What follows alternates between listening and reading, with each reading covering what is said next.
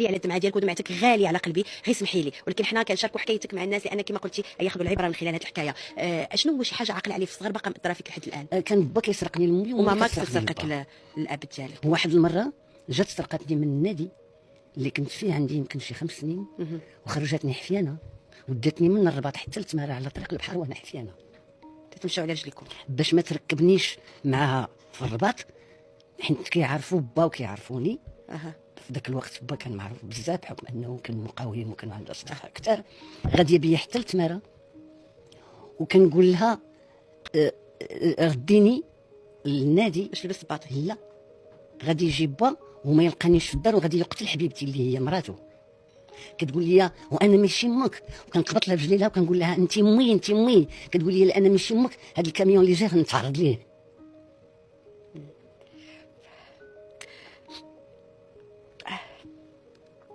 اذا حتى لتماره عاد ركبنا في الكار، وملي طلعنا قال لها الكريسون هذه بنت نصراني، يعني هربانه بيا من الرباط حتى لتماره وعرفني.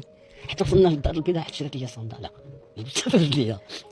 الحمد لله اللي نحارف الفن، ما نحارفش شي حاجه اخرى.